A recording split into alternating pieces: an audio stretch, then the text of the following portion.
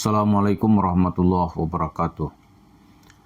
Para pemirsa, ini perkembangan media komunikasi seperti adanya YouTube sekarang ini, itu juga TikTok, ini membuat berbagai hal menjadi terbuka. Tidak ada yang tersembunyi termasuk dalam masalah agama. Karena itu ada yang meresponnya dengan respon yang merasa terusik atau terganggu. Misalnya sejumlah influencer lah kita namakan ya, dengan background agama. Mungkin dia menyebut dirinya dengan kiai, tokoh agama, dan sebagainya. Sekarang ini ada beberapa kiai-kiai muda atau YouTuber lah kita sebut ya, YouTuber yang menjadikan agama sebagai background pembahasan. Namanya karena dia belum mengeksekusi apa yang dia mau itu, jadi tidak usah kita sebut. Tapi saya dah tahu ini arahnya ini adalah mau mengadili Harry Pras. Ada YouTuber namanya Harry Pras yang mau diadili. Itu yang saya tangkap ya. Walaupun bahasanya itu dipanggil untuk diskusi gitu. Terus kalau nggak mau dipanggil gimana? Kita akan gunakan kekuatan. Nah, ini kan ngeri kalau begini. Pakai kekuatan. Kekuatan apa? Terus diskusi kok pakai manggil gitu.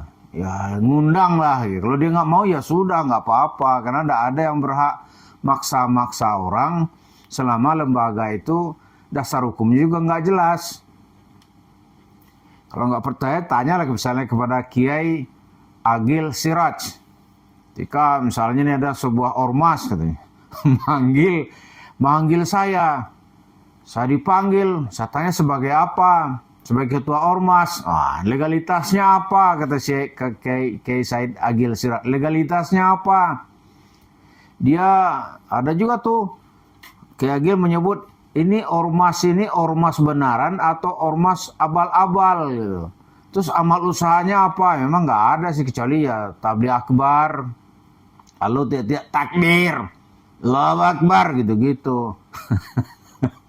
Itu manggil Kiai Agil Siraj sebagai ketua NU, ketua PBNU gitu. Terus kata Kiai apa legalitasnya? Nah kira-kira begitulah. Ini memang, nah sekarang ada kumpulan para YouTuber, ya backgroundnya katakanlah dia itu kiai-kiai muda gitu, yang nggak setuju mengatakan bahwa Gaza itu atau pejuang-pejuang Gaza itu, Harry Pras menyebut yaitu bukan jihad gitu, ya kan? Hamas dia sebut Hama gitu. Itu mau diadili. Ya kalau saya sih, terlepas kita berbeda pikiran, YouTuber itu atau influencer itu tentu hanya bersifat menawarkan pandangan dan ide. Gak berhak dipanggil-panggil gitu.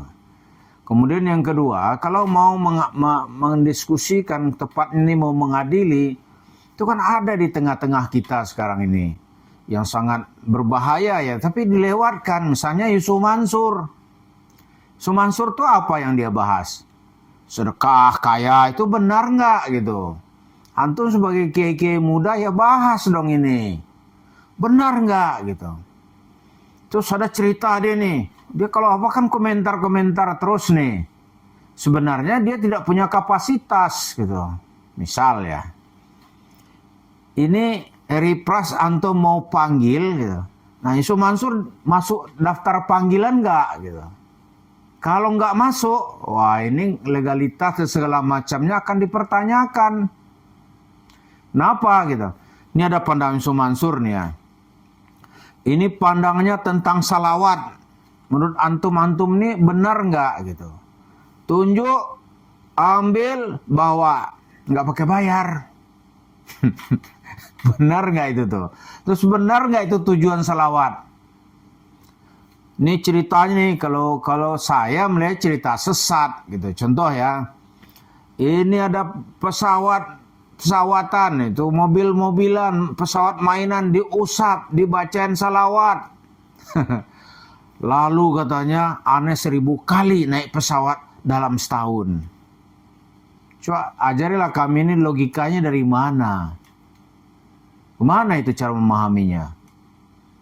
Ini apa-apa, antum mau adil. Coba ini bahas, benar nggak ini?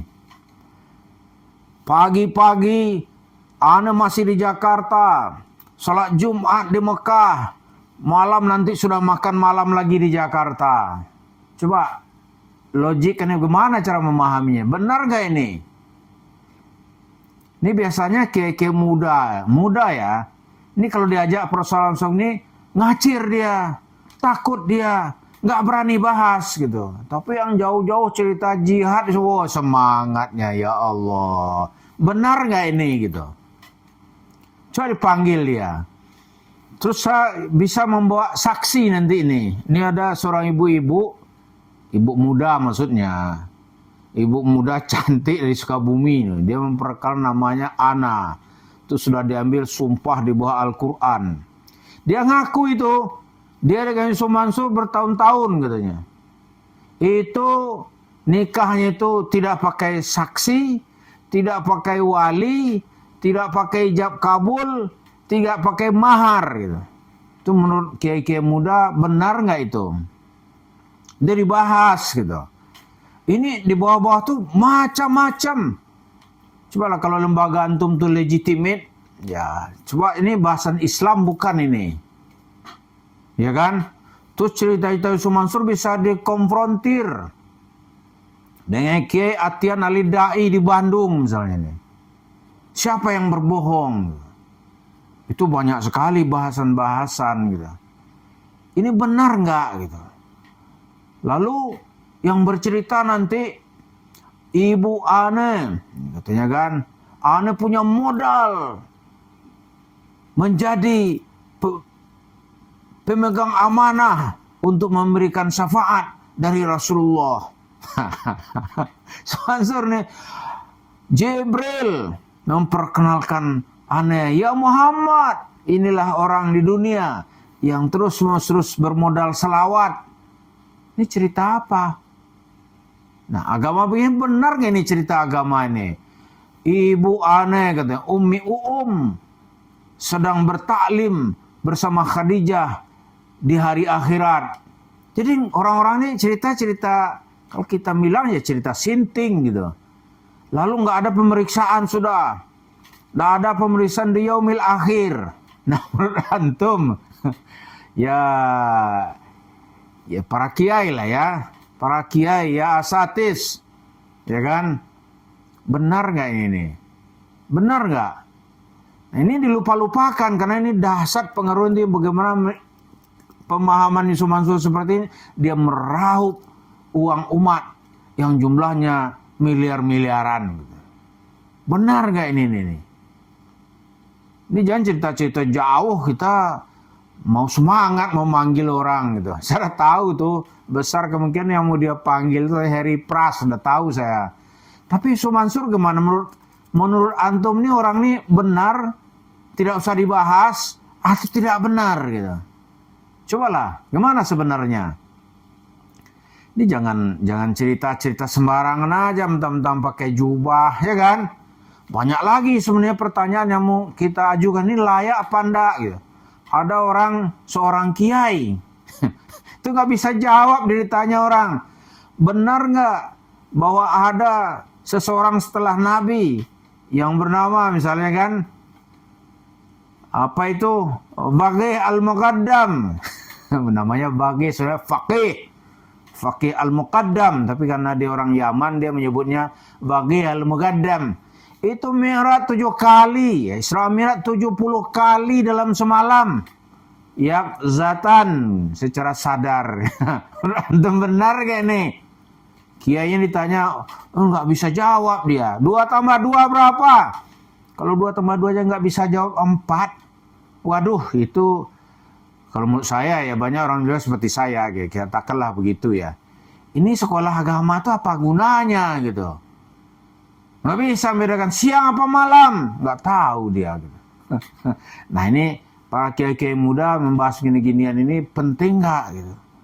Kalau nggak penting ya nggak usah manggil-manggil orang lah ya. Tapi kalau penting, nah Yusuf Mansur menurut kami itu orang paling pertama untuk dipanggil, gitu, dibahas dan dibuat fatwa tentang dia.